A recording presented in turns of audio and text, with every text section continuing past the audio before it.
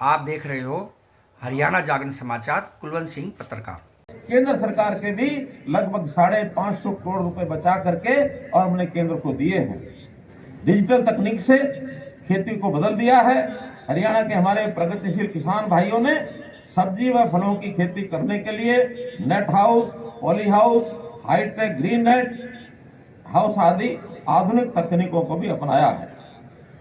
देश की आजादी से लेकर एक लंबे समय तक गरीब कल्याण की बातें तो बहुत की गई, नारे बहुत लगाए गए, गरीबी हटाओ के नारे देकर और सत्ता पर काबिज भी लोगों ने किया, लेकिन वास्तविक लाभ उनको कभी नहीं पहुंच पाया है।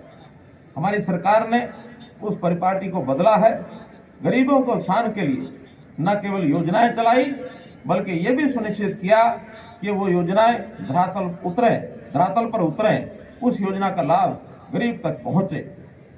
हमने परिवार पहचान पत्र बना करके और हर परिवार को सीधा लाभ उनके घर तक पहुंचे, एक बहुत बड़ी व्यवस्था इस पोर्टल के माध्यम से की गई है। सामाजिक न्याय की दिशा में भी ऐतिहासिक कदम उठाते हुए अनुसूचित जातियों में अब तक वंचित रह गए लोगों को उनका अधिकार दिया गया है।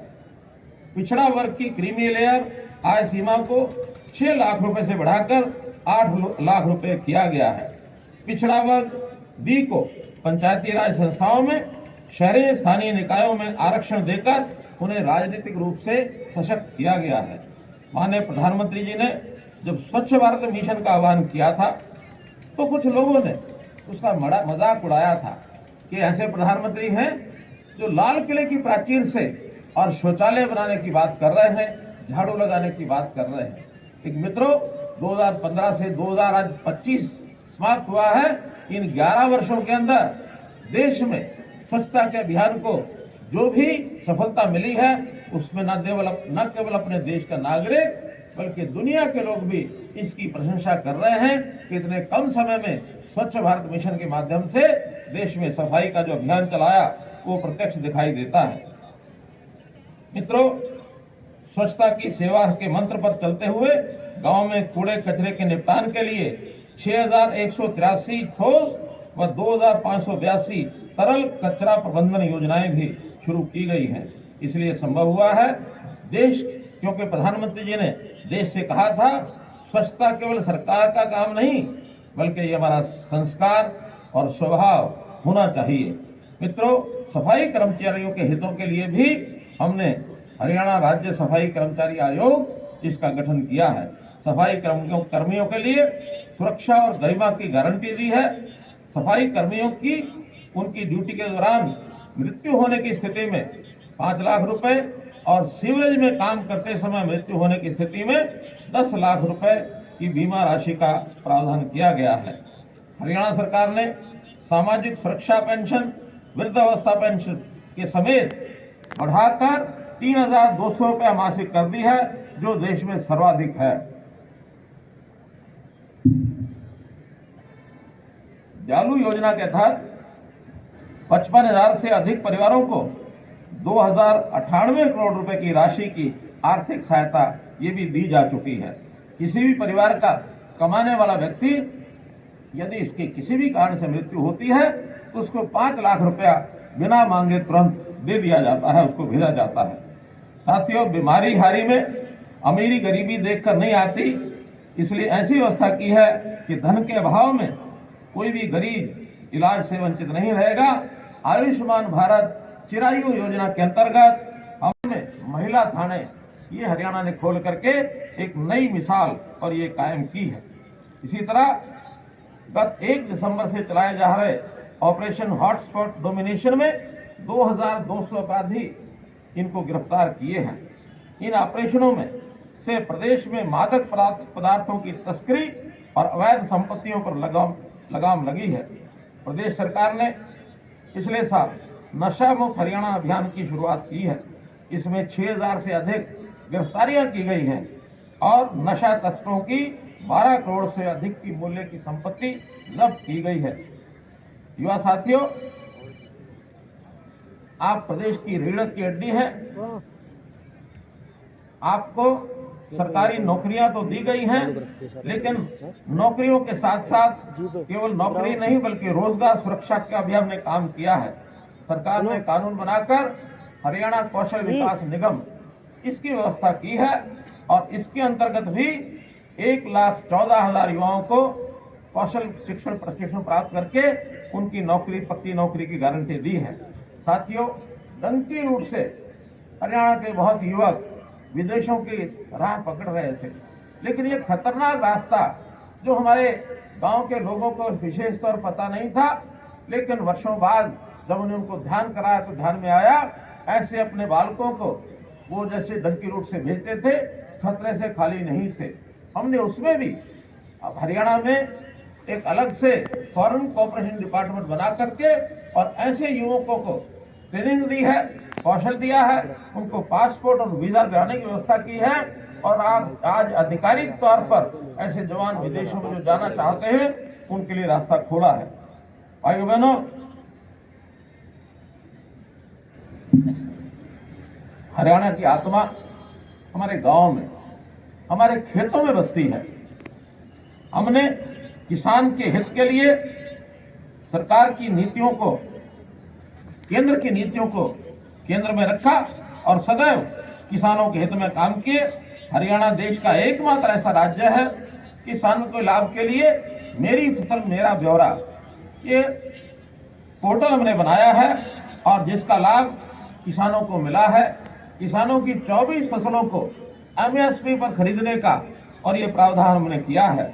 यह भी हरियाणा एकमात्र ऐसा प्रदेश है जिसने इस प्रकार का काम किया है। किसान भाइयों के पसीने का सम्मान ये हमने किया है। 12 लाख किसानों के खातों में फसल खरीद के 1,64,000 करोड़ रुपए सीधे डीबीटी के माध्यम से उनके पास भेजे हैं। जब किसानों की फसल का खरीद का पैसा बिक्री रसीद से कटने के 48 घंटे के अंदर उनके खाते में जमा करा दिया जाता है। प्रकृति की मार से जब किसान की फसल खराब होती है तो मुआवजे के रूप में भी उसको तुरंत पैसा दिया जाता है, उसको भटकना नहीं पड़ता।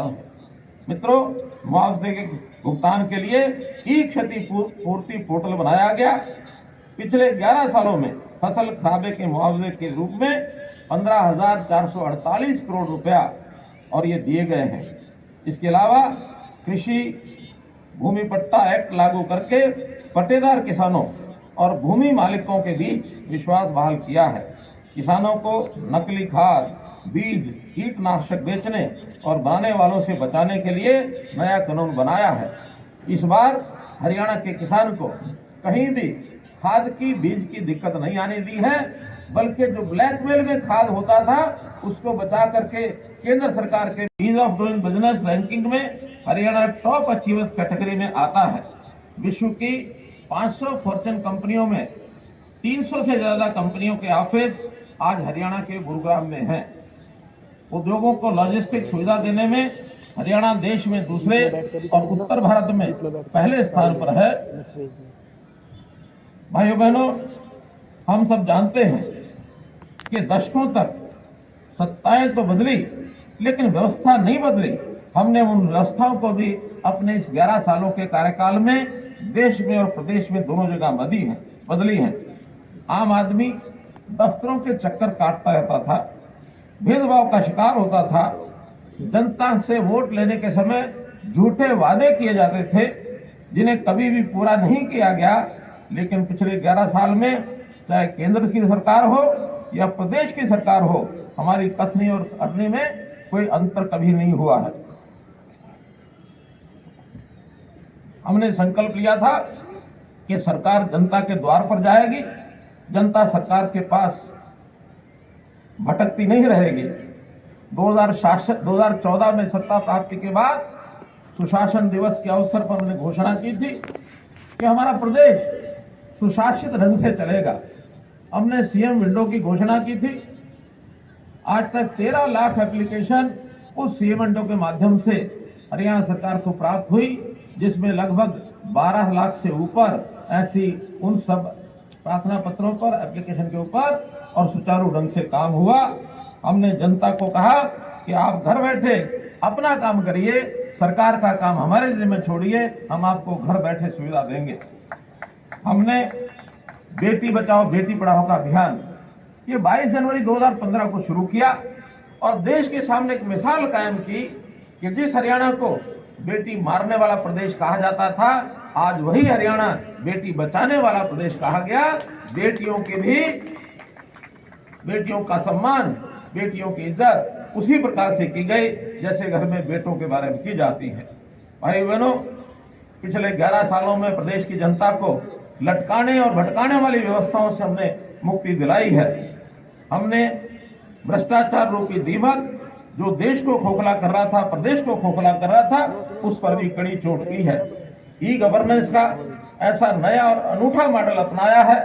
परिवार पहचान पत्र जैसी व्यवस्थाएं दी है जिसने बिचौलियों की दुकानें बंद कर दी हैं। आज सभी सरकारी योजनाएं और सेवाओं का लाभ घर बैठे लोगों तक पहुंच रहा है। साथियों, आपको याद होगा वह दौर जब नौकरी के लिए पर्ची और खर्ची चलती थी, योग्यता को रद्दी की टोकरी में डाल दिया जाता था, लेकिन हमने आकर हरियाणा में इस विषय को बहुत ही सुव्यवस्थित ढंग से हल किया। बिना पर्ची बिना खर्ची 2 लाख से ऊपर और नौजवानों को, नवयुवतियों को हमने हरियाणा में नौकरी दी है। आज हमारे यहाँ की ऑनलाइन रजिस्ट्री, पारदर्शी ऑनलाइन ट्रांसफर पॉलिसी, पढ़ी लिखी पंचायतें, अंत्योदय अभियान, इसकी चर्चा पूरे देश में और ये हो रही है। हमने नए हरियाणा की तस्वीर की व्यवस्था की है। किसी भी राज्य की प्रगति का पहली शर्त वहां की कानून व्यवस्था होती है। हमने कानून व्यवस्था को भी सुदृढ़ किया, पुलिस में भर्ती भी की। हमारे यहाँ विकास और जन कल्याण के साथ साथ प्रदेश के हर नागरिक की जान और माल की सुरक्षा हरियाणा सरकार की प्राथमिकता रही है। महिलाओं के लिए उनके विरुद्ध होने वाले अपराध, उनको रोकने के लिए हर जगह विविधताएं हैं। हमारी वेशभूषा, हमारा खान पान, हमारा रहन सहन, हमारी पूजा पद्धति, सब ये अलग अलग प्रकार से हैं, तो भी हमारे संविधान ने हमको ऐसी व्यवस्था दी कि आज हम हर दृष्टि से विविधता में भी एकता को बनाए हुए हैं। हम आपस में मिलजुल करके रहते हैं। हम सब भारतीय हैं, हम एक हैं। इस प्रकार की ये भावना हमारे बीच में है। ये सब हमारे संविधान को बड़ी सूझबूझ से तैयार करने के बाद संभव हुआ है। इसी एकता को हमारे राष्ट्रगीत वंदे मातरम में बहुत ही सुंदर ढंग से कहा गया है। हमें गर्व है कि देश वंदे मातरम के 150 साल पूरे होने पर जश्न मना रहा है। साथियों, हमारी सांस्कृतिक एकता का उत्सव अयोध्या में श्री रामलला जी की प्राण प्रतिष्ठा के समय देखा गया, जब गत 25 नवंबर को प्रधानमंत्री श्री नरेंद्र मोदी जी ने श्री रामलला मंदिर का ध्वजारोहण किया। भाइयों बहनों, गणतंत्र दिवस का अवसर हम सबके लिए ये सोचने का भी दिन है कि हमने अपने स्वतंत्रता सेनानियों और संविधान निर्माताओं के सपने का भारत बनाने की दिशा में क्या कुछ किया है, कहां तक सफलता हासिल की है, ये विचार करने का विषय है। माननीय प्रधानमंत्री श्री नरेंद्र मोदी जी के मार्गदर्शन और दूरदर्शी नेतृत्व में हम आजादी के उन्हीं वीरों के सपनों का भारत बनाने और दृढ़ता से आगे बढ़ने का संकल्प ले रहे हैं। आज भारत दुनिया की बड़ी शक्तियों में शामिल है। हम अपनी उन्नत तकनीक के बल पर न केवल मिसाइलें बना रहे हैं, बल्कि हमने सूर्ययान, चंद्रयान और मंगलयान जैसे मिशन भी पूरे किए हैं। मई 2025 में ऑपरेशन सिंदूर के दौरान भी दुनिया ने हमारी स्वदेशी तकनीक और हथियारों की ताकत देखी है। यही नहीं, हमारी सेना ने ऑपरेशन महादेव चलाकर पहलगाम के गुनाहगारों को भी उनकी करने की सजा दी है।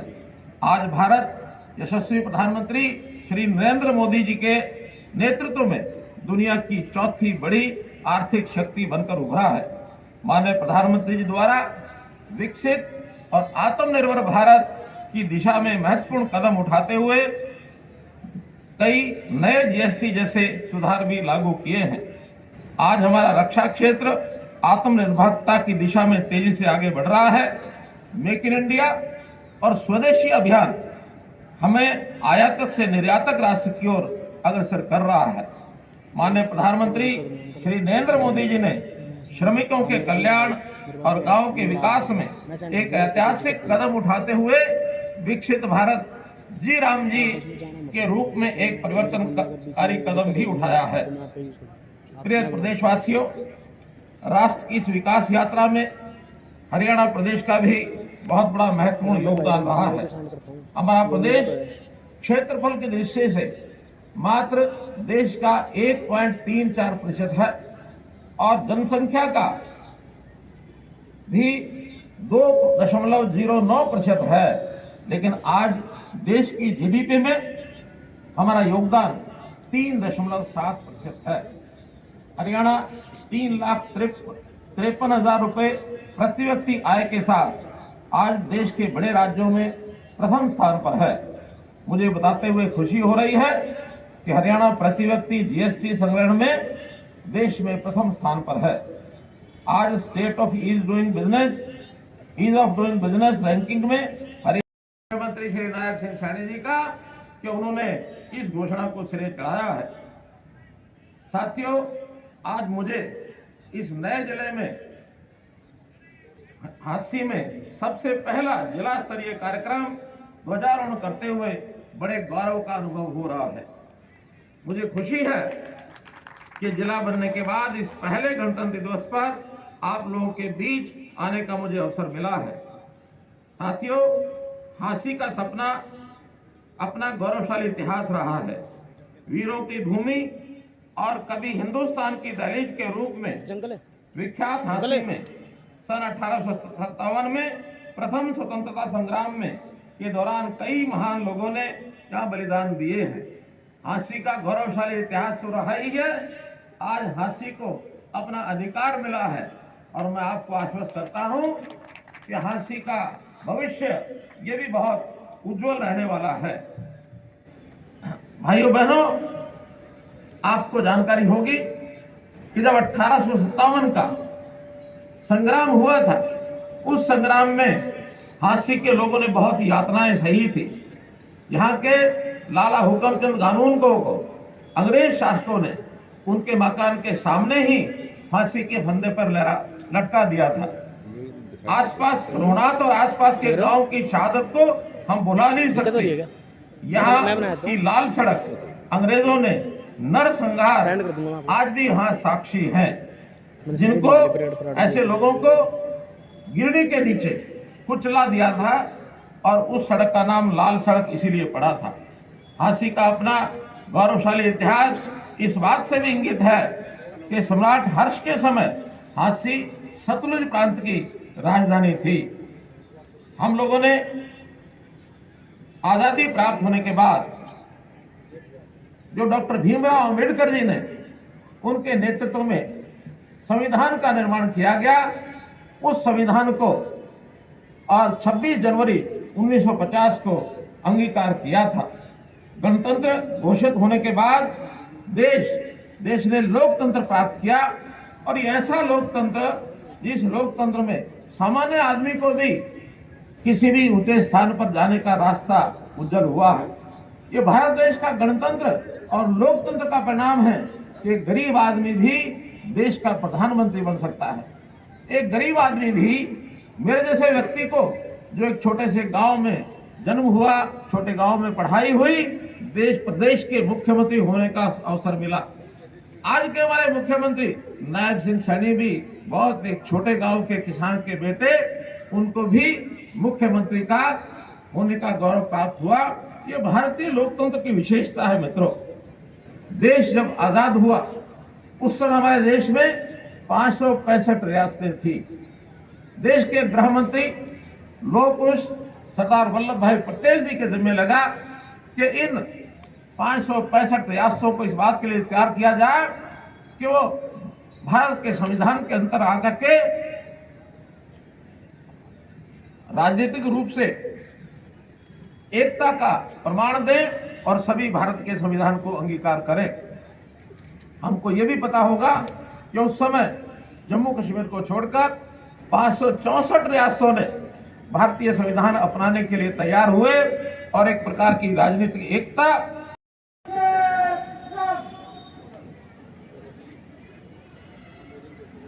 झांसी के गणतंत्र दिवस समारोह 2026 में यहाँ उपस्थित मान्यवर श्री विनोद भुयाणा जी, विधायक झांसी जिला के सभी हमारे अधिकारीगण, आदरणीय बुजुर्गों, स्वतंत्रता सेनानियों के परिजनों, प्यारे भाइयों बहनों, नौजवान साथियों व पावन तिरंगे के नीचे उपस्थित सभी राष्ट्रभक्तों, 77वें गणतंत्र दिवस के पावन अवसर पर मैं आप सभी को हार्दिक बधाई देता हूं। आज का दिन हमारे देश के इतिहास का एक बहुत ही महान दिन है। आज ही के दिन 76 साल पहले हमारे देश में गणतंत्र का नया सूर्य उदय हुआ था और हमें दुनिया के सबसे गणतंत्र के नागरिक होने का गौरव प्राप्त हुआ था। और 26 जनवरी 1950 को गणतंत्र बनने के लगभग 2.5 साल पहले हमने गुलामी की बेड़ियां काटकर स्वतंत्रता की हवा में सांस ली थी। 1000 साल तक की गुलामी, इसको समाप्त करने के लिए हजारों लाखों व्यक्तियों ने बड़े बड़े संघर्षों के बाद हमें आजादी दिलवाई थी। आज का ये गणतंत्र दिवस आजादी के आंदोलनों की अनेकों यादें इससे जुड़ी हुई हैं। इस अवसर पर मैं उन सभी अमर जवानों, वीरों, शहीदों और स्वतंत्रता सेनानियों को नमन करता हूं, जिनके महान त्याग और बलिदानों ने हमें आजादी का ये संकल्प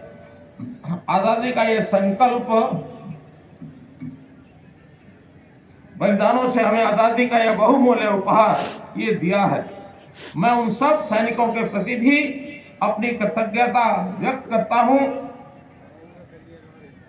जो दिन रात, सुबह शाम, हर मौसम और हर हाल में देश की सीमाओं पर मुस्तैदी से डटे रहते हैं और देश की कठिन परिस्थितियों में सुरक्षा कर रहे हैं। साथियों, माननीय मुख्यमंत्री श्री नायब सैनी जी ने भी 16 दिसंबर 2025 को झांसी में आयोजित विकास रैली में झांसी को जिला बनाने की घोषणा की थी। उस घोषणा के बाद झांसी हरियाणा के 23वें जिले के रूप में अस्तित्व में आया। इस दिन के लिए झांसी के लोग लंबे समय से मांग भी कर रहे थे और इंतजार भी कर रहे थे। 193 साल बाद ये गौरव झांसी को प्राप्त हुआ है। हमको जानकारी होनी चाहिए, सन 1832 से पहले झांसी एक जिला था, लेकिन अंग्रेज सरकार ने 1832 को इस जिले को भंग किया था। 193 साल के बाद ये गौरव हमको प्राप्त हुआ है। ये भी आपको याद होगा कि 6 सितंबर 2023 को जब मैं हरियाणा प्रदेश का मुख्यमंत्री था, तो मैंने स्वयं यहां आकर के ये घोषणा की थी, यदि हरियाणा का 23वां जिला कोई बनेगा तो सबसे पहले झांसी बनेगा।